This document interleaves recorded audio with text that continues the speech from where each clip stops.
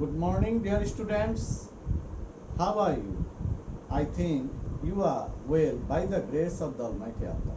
I'm fine also. I am Muhammad Farhatul Bari, Assistant Professor of English, Jinjira PM Pilot School and College, Jinjira, Dhaka. Okay, dear students, let us see today's lesson.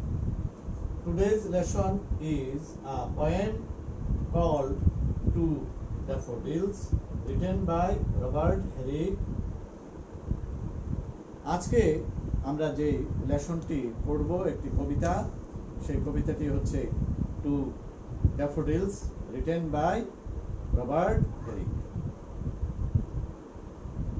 Okay, before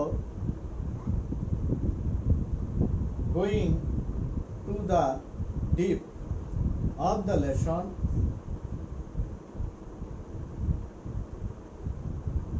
I would like to indicate or let us see the learning outcomes of the lesson. অর্থাৎ আমরা এই lesson থেকে আজকে কি শিক্ষা গ্রহণ করব, কি শিখতে পারবো, সেই বিষয়টা আমরা প্রথমে দেখব। After we have studied the lesson, we will be able to know about the poet. We will be able to know about the substance of the poem. We will be able to know about some important words and their meanings. We will be able to know about the theme of the poem. We will be able to know about the similarities between daffodils and that of human life. Okay, dear students, অর্থাৎ এই লেসনটি পাঠ শেষে আমরা জানতে পারবো কবি সম্পর্কে, আমরা কিছু গুরুত্বপূর্ণ শব্দের অর্থ জানতে পারবো এবং তাদের বেঙ্গলি মিনিংও জানতে পারবো। আমরা এই পাঠ শেষে আমরা কিন্তু এই কবিতাটির সারাংশ জানতে পারবো। আমরা পাঠ শেষে এই কবিতাটির একটি বিষয়বস্তু সম্পর্কে বলতে পারবো এবং আমরা এই কবিতাটি পাঠ শেষে ড্যাফোডিল ফুল এবং মানব জীবনের ক্ষণস্থায়িত্ব সম্পর্কে একটি তুলনামূলক আলোচনা করতে পারবো। Okay, dear students, first of all I am going to tell about the poet and the substance of the poem. Robert Herrick was a 17th century English lyric poet. Robert Herrick wrote 2,500 poems, about half of which appear in his major work Hush Paradise. He is well known for his style and for frequent references to love making. His later poetry was of more spiritual and philosophical nature. The overriding message of Herrick's work is that life is short, the world is beautiful, love is splendid, and we must use the short span of life. We must use the short time. This message can be seen clearly in To the Virgins, To Make Much of Time, To Daffodils, To Blossoms, etc. অর্থাৎ আমি এখন কবি সম্পর্কে যে বিষয়টা আলোচনা করেছি সেটি হচ্ছে যে রবার্ট হেরিক রবার্ট হেরিক ওনার কবিতাগুলোতে বেশিরভাগ ক্ষেত্রে উনি কিছু কিছু আইটেমকে কেন্দ্র করে কবিতার মধ্যে অন্তর্ভুক্ত করেছেন। আইটেমগুলো সেগুলো হচ্ছে যে তিনি যে বিষয়টাকে প্রাধান্য দিয়েছেন, life is short, the earth is beautiful, love is splendid. এই বিষয়গুলো তিনি ওনার কবিতাগুলোতে সন্নিবেশিত করেছেন এবং কবিতাগুলোর এই বিষয়গুলো ওনার এই বিষয়গুলো কবিতার যেসব কবিতাগুলোতে লক্ষ্য করা যায়, যেমন to the virgins, to make much of time, to daffodils, to blossoms, অর্থাৎ to daffodils and to blossoms প্রায় একই মেসেজ বহন করে থাকে। এবং তিনি 17th সেঞ্চুরির একজন কবি এবং তিনি 2500 কবিতা লিখেছিলেন ওনার জীবদ্দশায়। অর্থাৎ তিনি কিন্তু জন্মগ্রহণ করেছিলেন, he was born in 1591 and died 1674। এই জীবদ্দশায় তিনি 2500টি কবিতা লিখেছিলেন। এবং okay, dear students, now I am going to tell about the substance of the poem. In the poem to daffodils, Robert Herrick expresses his grief to find that the daffodils have a very short span of life and fade away before noon. Every beautiful creation has its own decay and death. Man and fair daffodils are not above all this. The short life of daffodils reminds the poet of the man's transient life on earth. Both man and daffodils grow quickly to meet decay and death. Man's life passes away, never to be found again. অর্থাৎ আমি যে বিষয়গুলো substance, কবিতাটার substance সম্পর্কে যে বিষয়টা বা সারাংশ সম্পর্কে যেটা বলতে চাচ্ছিলাম সেটি হচ্ছে বাংলায় করলে এরকম দাঁড়ায় যে রবার্ট হেরিক ওনার টু ড্যাফোডিলস এই কবিতার মধ্যে ব্যক্ত করেছেন একটু গভীর দুঃখ ব্যক্ত করেছেন, একটু পেন্সিভ মুডে। এবং তিনি বলেছেন যে মানুষের জীবন এবং ড্যাফোডিল ফুলের জীবন একেবারেই সংক্ষিপ্ত এবং ক্ষণস্থায়ী। এবং তিনি এটাও বলেছেন যে every beautiful creation has its own decay and death. প্রত্যেকটা সুন্দরতম জিনিসের কিন্তু ধ্বংস বা ক্ষয় এবং মৃত্যু রয়েছে। এবং এই বিষয়টা ওনার কবিতায় চমৎকারভাবে কাব্যিক ভাষায় কিন্তু এসেছে। এবং মানুষ এবং man and fair daffodils are not অ্যাভাব all this, কথাটির অর্থ হচ্ছে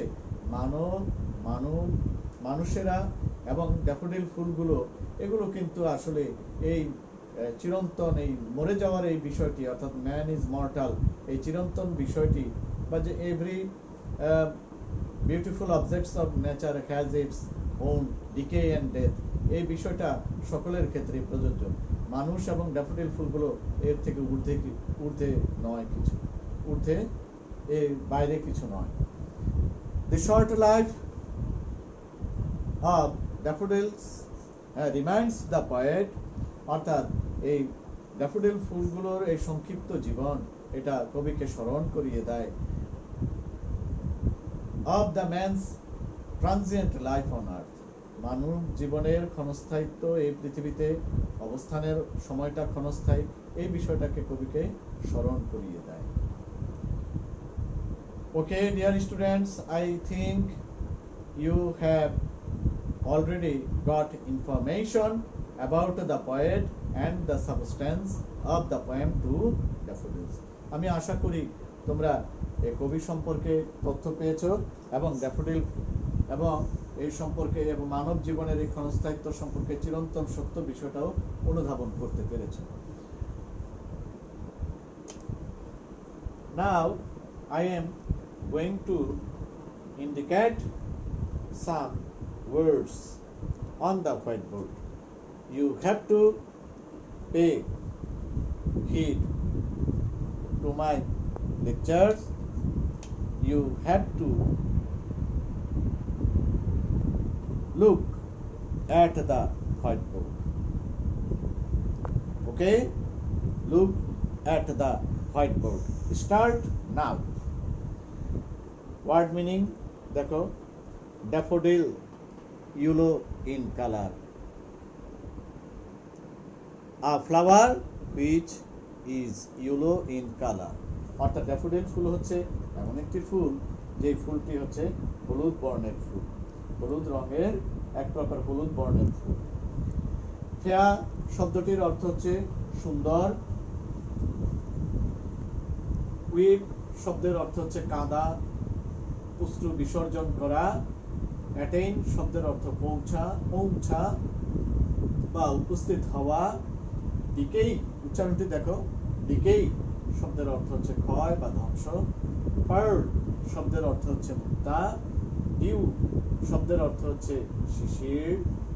গ্রোথ শব্দের অর্থ হচ্ছে বৃদ্ধি। ড্রাই অ্যাওয়ে শব্দটির অর্থ হচ্ছে, এই ফ্রেজ ওয়ার্ডের অর্থ হচ্ছে শুকিয়ে যাওয়া। আবার একটু বলছি ড্যাফোডিল যাতে তোমরা লিখতে পারো। ড্যাফোডিল এক প্রকার হলুদ বর্ণের ফুল। ফেয়ার শব্দটির অর্থ হচ্ছে সুন্দর। উইপ শব্দের অর্থ হচ্ছে কাদা বা অশ্রু বিসর্জন করা। অ্যাটেইন শব্দের অর্থ পৌঁছা। ডিকেই ক্ষয় বা ধ্বংস। পার্ল অর্থ মুক্তা। ডিউ শব্দটির অর্থ হচ্ছে শিশির। গ্রোথ অর্থ বৃদ্ধি এবং ড্রাই অ্যাওয়ে অর্থ হলো শুকিয়ে যাওয়া। ওকে dear students,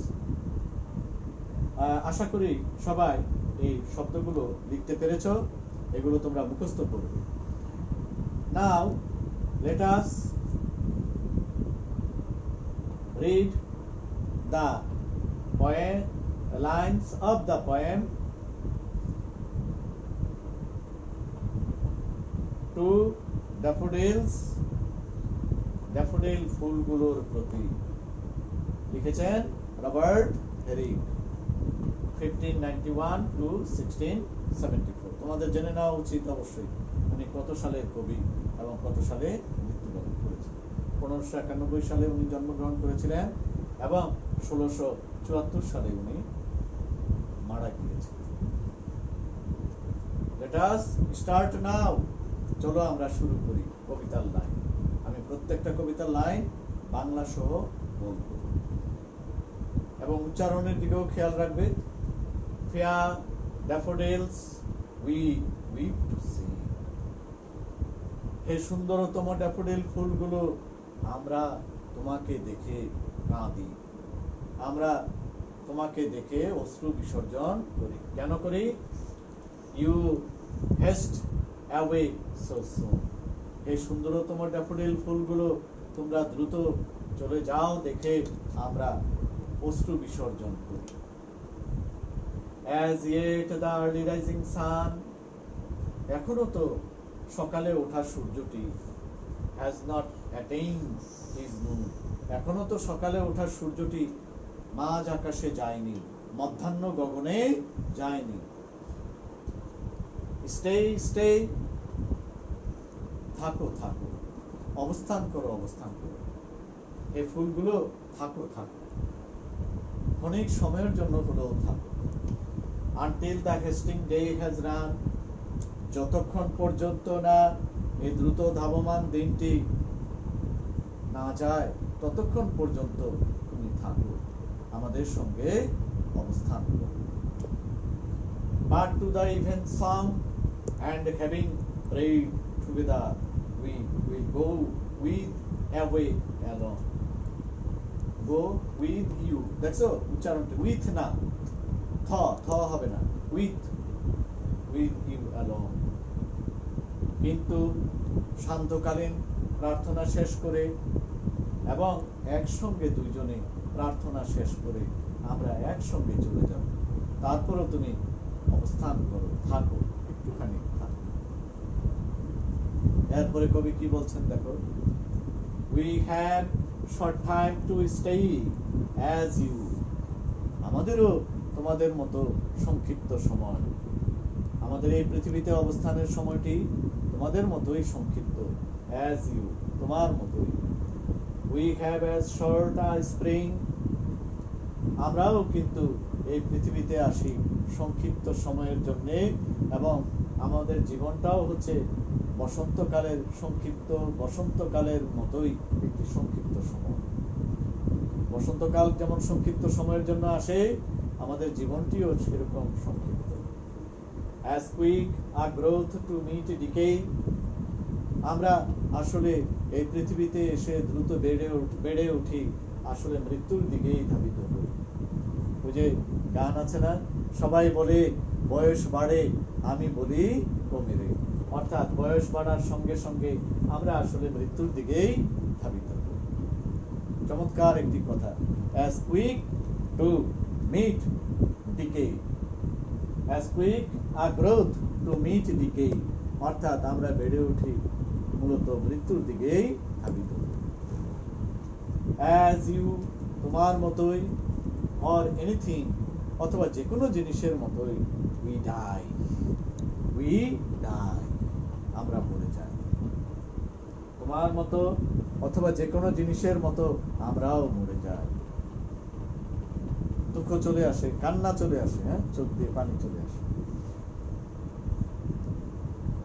as your hours do, যেমন তোমার সময়টা চলে যায়, ঘন্টাগুলো চলে যায়, and dry away, এবং শুকিয়ে যায়, like to the summer's rain, যেমন গ্রীষ্মকালের স্বল্পস্থায়ী বৃষ্টিপাতের মতো, or as the birds of morning's dew, অথবা সকালের কোনো মুক্তার মতো ঝলমল করা শিশির বিন্দুর মতো, never to be found again, যেটাকে আর খুঁজে পাওয়া যায় না।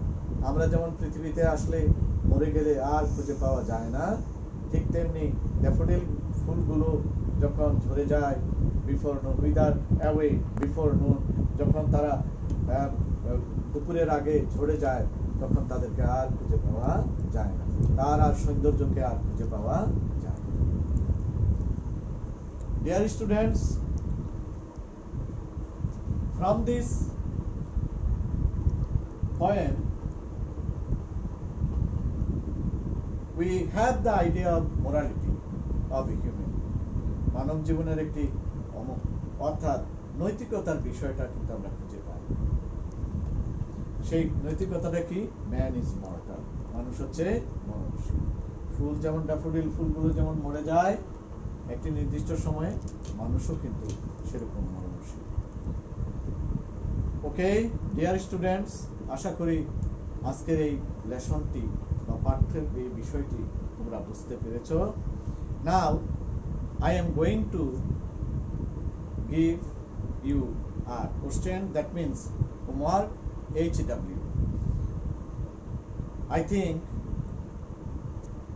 you will write down the question on your pages.